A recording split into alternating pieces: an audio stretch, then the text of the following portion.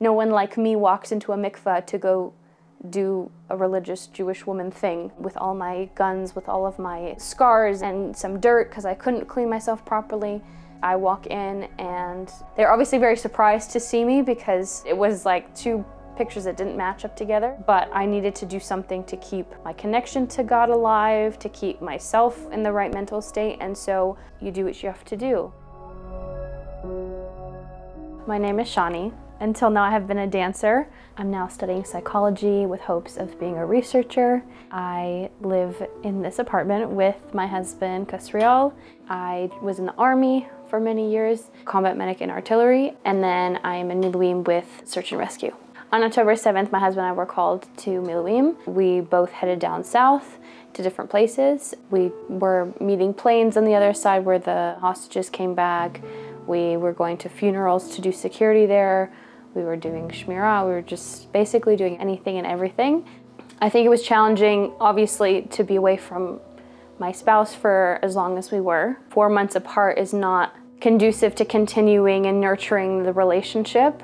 But also being in Miluim as a religious and married woman is very challenging because you are often judged for being where you are. Religious and not religious people are wondering what you're doing there and why you've chosen to do this, because if you're a woman, you can pretty much get out of it, I think, if you want to. But I, for myself, did not see another way.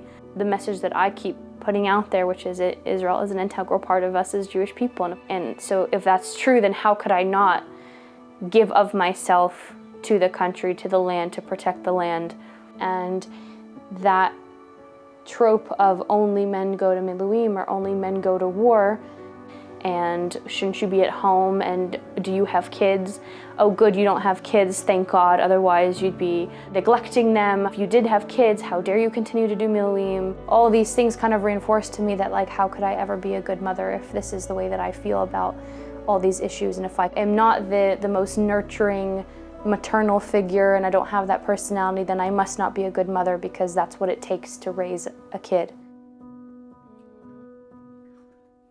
Maybe 3 months after I finished Miluim, we went on a trip and came back, and I realized almost immediately that I was pregnant, and I was very surprised. At the same time, it's very scary to, as an independent woman, to have a kid. My independence going to be taken away? Am I going to be able to have my career? Am I going to be able to have it all? But also, I think I started to try to feel ready and try to get myself ready and prepare myself for what was to come. And, we built a connection with the thing growing inside of me, because we were just so in awe of the fact that this had happened. And then about a little bit over 2 months later, we realized that it was not going to continue, and that the pregnancy was not viable. And the doctor just told us, listen, prepare for what's to come. He told me what to prepare for, and then on Shabbat Chol HaMoed, it began. And it was truly the most terrible thing I've experienced, like more painful than anything I've ever felt my entire life. And it wasn't my fault. It happens, it's natural. Sometimes I know that it's a feeling that women have, and obviously I can't tell you what to feel, but women need to stop feeling guilty about those things. It's not your fault. Clearly, I have a little bit of an interesting relationship with the traditional role as a woman. Like, Miluim in the Army is kind of my comfort zone, because I know I'm a good medic. I know what to do. I know how to shoot a gun. These are things that are familiar. Whereas I think I've always just had this fear about not being a good enough mother if I don't have these characteristics and these qualities that I see seem to be one and the same.